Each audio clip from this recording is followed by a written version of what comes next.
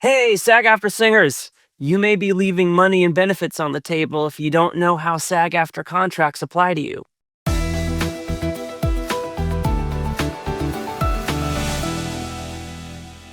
Hi, I'm Fletcher Sheridan, and welcome to Take 5.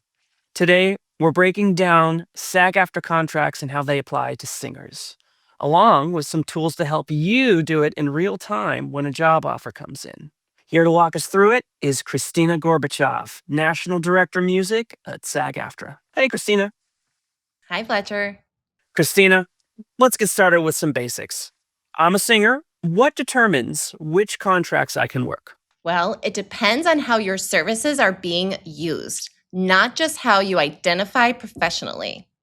If it's in front of a studio microphone or a camera, there's probably a contract for it. Singing can fall under different SAG-AFTRA agreements depending on whether the work is recorded, broadcast, live, or tied to a specific medium.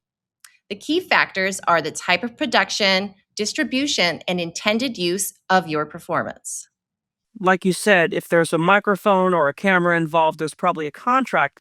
But what contracts commonly apply to singers? So, singers may work under various contracts under SAG-AFTRA. We have the commercials agreements, television and the many new media agreements, the sound recordings agreements, music videos under union jurisdiction. Some work also falls under other union jurisdictions, depending on the format and the employer.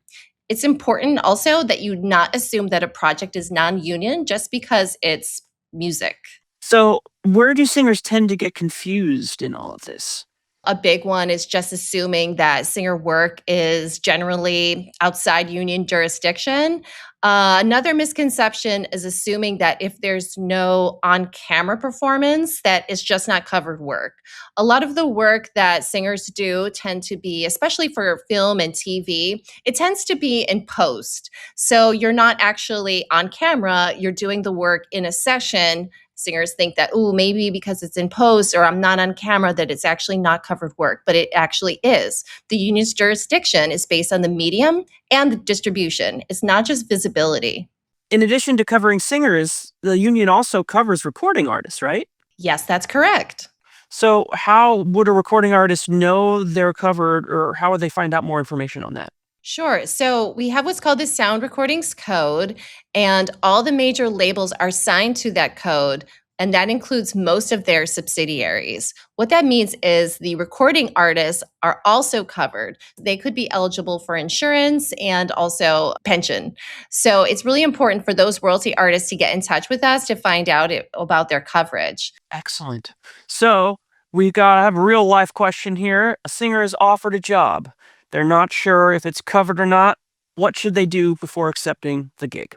So the first thing to do is really to get as much information as you can about the job. Ask how and where the performers will be used, including any broadcast, streaming, paid advertising. It's a good idea to confirm whether a SAG-AFTRA contract or agreement applies to the project. You can do that by reaching out to SAG-AFTRA if information is unclear or inconsistent. Getting clarity up front can help avoid contractual or eligibility issues later. So when in doubt, just always call your union. That's really helpful, Christina. Thank you so much. Thanks for walking us through how singer contracts actually work and what performers should be looking out for. For more information on singer coverage and contracts, visit sagaftra.org/singers or contact your local SAG-AFTRA office.